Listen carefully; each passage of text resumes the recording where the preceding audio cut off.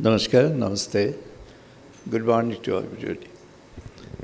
Well, it's been so enriching morning, and I was very, moved with the discussions of panelists, last two panels, both the panels.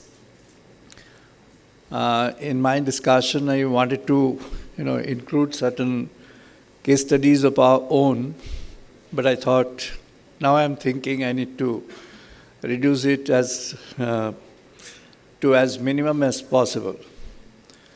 Well, first of all, I'll mention about certain activities which our students had initiated long back in 2006 in Kolkata. That's an example which I'm going to give to my topic. This was done under the initiative of Towards Life Foundation. I'll tell you, like many metropolitan cities, even I've seen in American cities, in European cities, many places, people who live by the side of the roads. Those who are slum dwellers, I'm not talking about them. Street children. Those who live by the side of the roads, their children. So we did a survey in 2006. Almost 200 students and 10 teachers were involved, myself included. We did a survey and found almost 350,000 was the total population of this kind of people. Everybody put together in the families. And it spanned between southern end of Greater Calcutta to the northern end. East is Salt Lake Airport, and the western side is the Ganges, Hooghly River. So this is the area where 3.5 lakhs of people used to stay in 2006. We had repeated that in 2016, and we found that number has increased, not decreased. Our intervention was at 8 centers. We are teachers, and our students are also in the learning process. So we thought, what can we, do for them? We can do something for the children to, develop themselves. So we started the process of teaching the street children, 6 to 16 is group.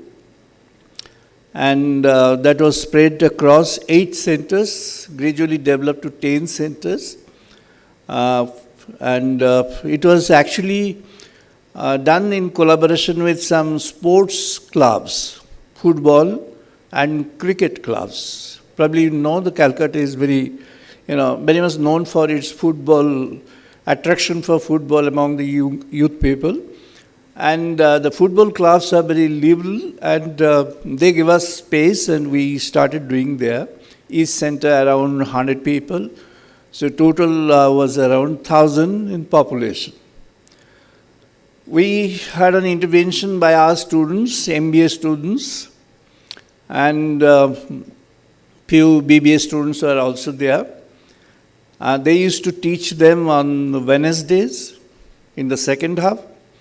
Saturdays, both the half, Sunday, first half. I introduced computer education, and objective was to train them to get fitted into the, government schools. I had a, discussion and finalized with the government that they will be taken in the government schools. They were taken. We started doing some competitions. One of the competition was arranged by Bengal Chamber of Commerce and Industries, BCCI, where I was the chairman of education. And it was found, that's in 2016, out of 25 leading schools who had participated in the sit and draw competition on spot, and my children from those initiatives, they were there also, they were taken, only 10 were allowed. And so those 10 were there. And you will be happy to know that the toppers were from our children, meaning those who were being taught by our students. We consider them as our children. So, and many of them are now established. They've got their jobs. They're doing their own activities. Many of them are doing. But we do it as a very low scale and don't campaign at all. How do we get the funding? I'll give an answer. It's major funding, almost 85 to 90%, comes from my institution, where it's a direct donation from us, individual and collective. And a part of that comes from students and those who are, willful, donors. Our policy is seek not, avoid not. We don't seek anything from anybody, but if anyone comes forward with something, we accept with, gratitude. Now, what I found is, one of the girl students, she combined, got associated with some 3-4 people, started off with a wellness center in South Kolkata near a place called Tollygunge. Tollygunge is a film place in Kolkata. And that's doing really very well. And some of my, friends from USA, they came and visited and they were very impressed, wanted to, donate something to them. I was there present. And the girl who was heading that, her name is Sheila. And, I asked her, you interact with them? They were willing to, they were asking, meaning, what do you want? The first answer to this question, she said, nothing. Then she said, you don't want some money as a donation? I was very impressed with her 3 answers. Second answer was, we will make it. We'll try and we'll make it. Then, okay, I'll give you some other things. I'll arrange to give you. One person was that in the team. There was a 13-member team from USA. And one person was one of the directors of a Hollywood, film. He was willing to give some, computers and other electronic gadgets. They said, sir, if you want to give, you create another center where you give, we will make for ourselves. So I was very impressed with that, and it reminds me of a situation which has been narrated by sage Vyasa in the Mahabharata about giving. What is actually the true spirit of giving? It's mentioned that during the war of Mahabharata, Kurukshetra Yuddha, there were a lot of crises across. It's mentioned in the original Mahabharata. And one of the remote villages, the description says the village is a remote eastern part of that of the country at that time. As a family of a Brahmin, there were 3 generations. The grandfather, grandmother, then the son and the wife and a small kid, less than 5 years. They were starving. They didn't get their food. No food was available. Even if you seek food from somebody, others were not giving. So 7 days passed and the baby was almost, in a shattered condition. That is the day when the senior person thought that he will go out for begging. He went for begging and got some, rice and came back. It was cooked and it was about to be served. That's the time when a stranger had entered the house, meaning the cottage, the place, and had asked for food and said, I'm hungry, give me food. They were tuned to the logic and they had a belief that atithi, meaning a person who is a stranger to your family or to your place, is a Narayana. So if you have to give something, you have to give the atithi first, then you take yourself. Vyasdev writes the next, part of the story as I'm making it short, that, the senior person said, oh yes, come in, take my part of the food. It was gifted. He took it and he said, no, it's not enough. The senior lady also gifted, not enough. The middle generation, both of them gifted, not enough. Then only thing was left was that for the child. And the mother of the child said, yes, I'm going to gift the, component of food which for the child, I'm going to gift it for my Atithi, was given. So now, starving death had occurred to all 5 people. A squirrel was there, on the branch of a tree, had found everything. There were some food particles spread across. Squirrel was sure now these are all dead people.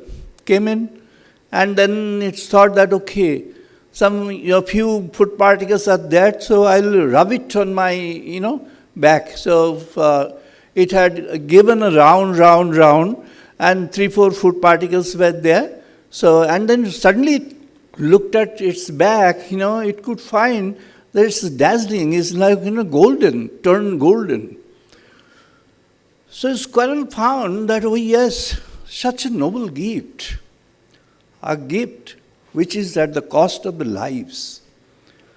And after the war was over, Yudhishthir was doing Rajasya Jangya, meaning the winning celebration of the king. And in that, a lot of people were invited and huge gifts were being given. Squirrel could understand that there's something, noble gift is being given by the king Yudhishthira, Dharmaraj, a person who is known for his righteousness. So I'll go there, and the remaining part of my body needs to be, golden, turned golden. I'm sure if I go there, I'll get some food particle, rub it there, and it will become golden. I'll become a golden person, meaning golden entity. And when they went to the courtyard of Yudhishthira, got many food, spread across, many things are being gifted, a lot of gifts are being given to people. And no result. The squirrel came and there is nothing happened, no change in the color. Then it found, Vyasdev writes, that, oh yes, it understood. The first occasion, what had happened there at the cost of their lives was a true gift. And here what the king is doing is a gift, but is again a commerce. Is a gift. In exchange, there is a, gain expected. A gift where there is a gain expected can't be considered as a gift. A gift can become a gift in true sense of the term when there is no expectation in return, neither in kinds, in any kind of valued properties, things, name, fame, recognition, anything else. So that is what is, I find the sense of spiritual concept of, giving. Giving is fundamental in, social responsibility. CSR, I remember the first, occasion of CSR, I kept on frequently visiting USA for, my connection with 11 universities over there since long, almost 20 years. And I remember in the, early days, this century early days, meaning first, 4-5 years of this century, there were a lot of discussions I was personally involved in one of the discussions in Penn State, Pennsylvania, and where it was being discussed, how to make a CSR activity attractive to corporates. And the argument came forward saying, what would be the benefit by the corporates? The benefit, I'll take 2 minutes more. The benefits, by the corporates are fundamental in the journey of CSR. See, so much so, it's a pity of the whole thing when I find the countries have to make enactments to make CSR mandatory. If the CSR is being done through the law enactments, it's the pity of the whole thing. This is my personal view. If you may discard this view, I welcome anybody who discards this view, but I hold on this view. I believe that if you have to do something which we call giving back, triple pay and, Milton Friedman's spread of the concept of triple P. And I believe in that. The Indian view of giving is different. Giving something in exchange of nothing is truest giving. If you can do that, that's the purposeless purpose of giving. Like when we talk about love, the love that was practiced in Vrindavan, that is love, nothing expected in return. Where there is something in expectation in return, that's not a love. There's a commerce in the name of love. Swami Vivekananda has very clearly mentioned in some of his American speeches long back.